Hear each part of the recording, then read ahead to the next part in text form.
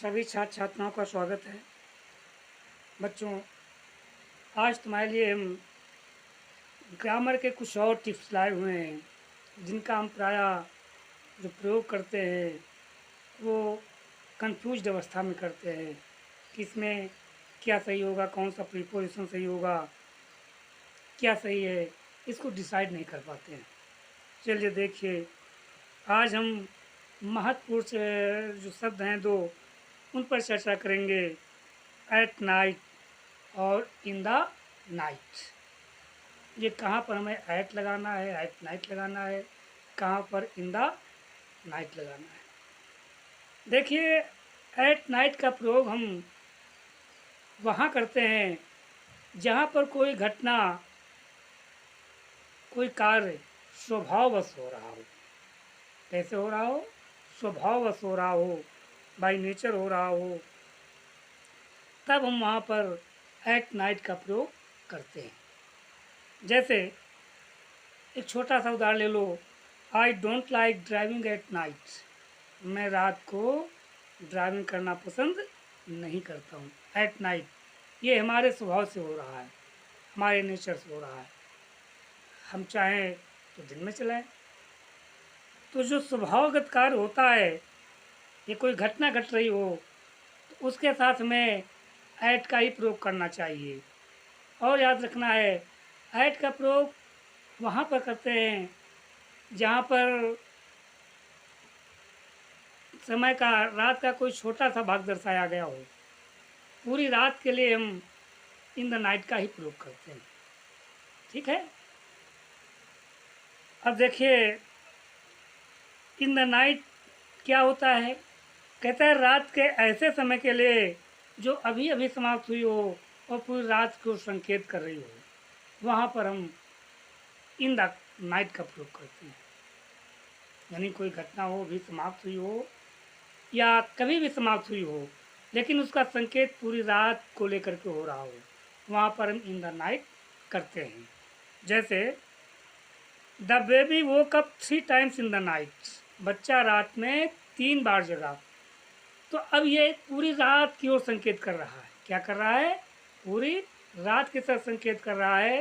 ये पूरी रात उसमें आ गई है, ना कि रात का कोई भाग। कोई भाग नहीं आ रहा है और न ये कोई स्वभाव से जुड़ा हुआ है। अब कभी कभी हम ड्यूरिंग द नाइट का भी प्रयोग कर देते हैं। जो ड्यूरिंग द नाइट होता है, ये इसको हम जो शाब्दिक अर्थ देते हैं, उसका मतलब होता है रात के दौरान। यानी जो रात्रि है उसका जो वर्णन किया जा रहा है, उस समय कोई घटना घट रही हो, रात चल रही हो, या उसका कोई एक समय ले लें हम रात के बीच में, घंटे 2 घंटे, तो उस दौरान उसको हम दौरान से जोड़ते हैं। क्या जोड़ते हैं? During the night. यानी रात के समय कोई घटना घट जाए कुछ समय के लिए, उसको हम ड्यूरिंग से जोड़ेंगे। जैसे it rained heavily during the night. रात के समय, पूरी रात नहीं, रात के समय कुछ समय के लिए क्या हुआ? इट रेन्ड हैवली, जोरों से वर्षा हुई। पूरी रात नहीं बताया जा रहा। It rained heavily during the night, रात के दौरान, रात के समय जोर से वर्षा हुई।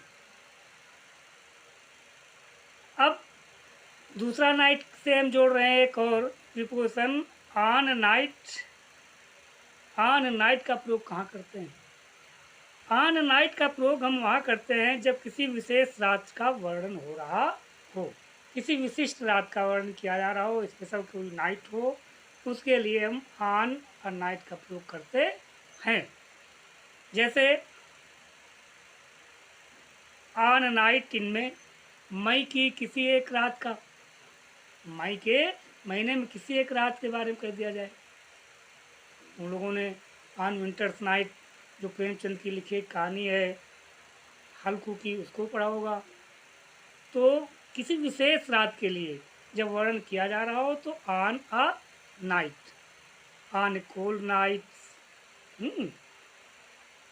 तो इसमें ऑन अ मतलब किसी विशेष रात की ओर इशारा किया जा रहा हो, तो ऑन अ नाइट कहेंगे। आ गया समझ में?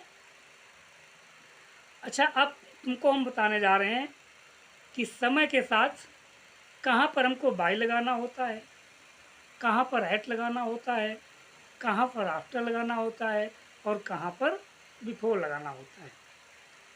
फिलहाल सिंस और जो फार का प्रयोग तुम लोग करते हो अपने ग्रामर की बुक से काफ़ी बार पढ़े होंगे।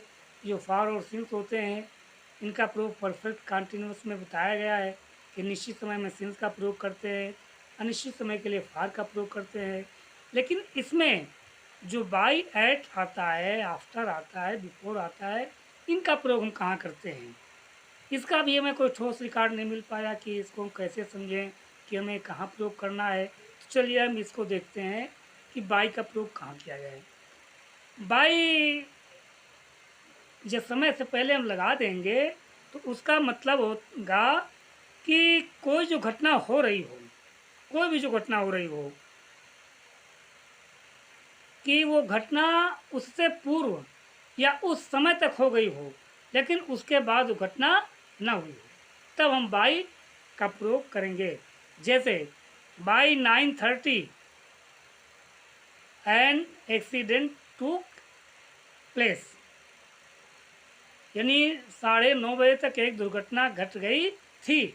तो यहाँ बाई 9:30 का मतलब हुआ कि 9:30 बजे के पहले या 9:30 बजे तक ही वो घटना घट गई थी। समझ रहे हैं ना?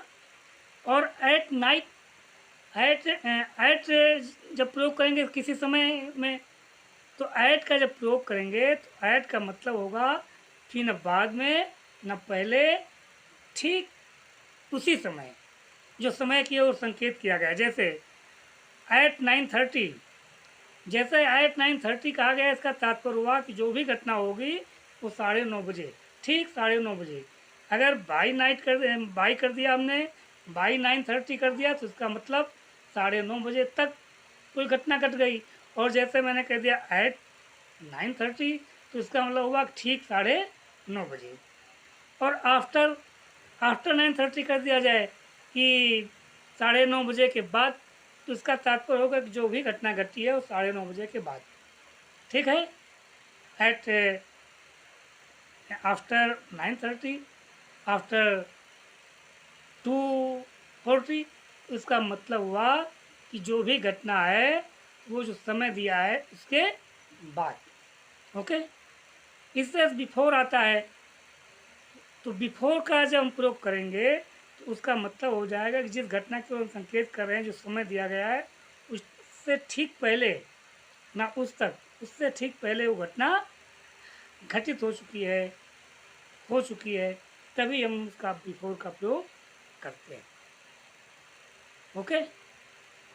तो ये जो तुम्हें बताए गए हैं ग्रामर टिप्स, हमने और कई वीडियो डाल दिए हैं, आप उनको देखते रहिएगा, इनकी बारीकी समझते रहिएगा। जो आप अपना प्रयोग करते हैं कन्फ्यूजन की स्थिति में, ये आपकी स्थिति चली जाएगी, समाप्त हो जाएगी। आप डेफिनेटली आप प्रयोग कर सकेंगे कि हमको कहाँ किन शब्दों का उचित तरीके से प्रयोग करना है।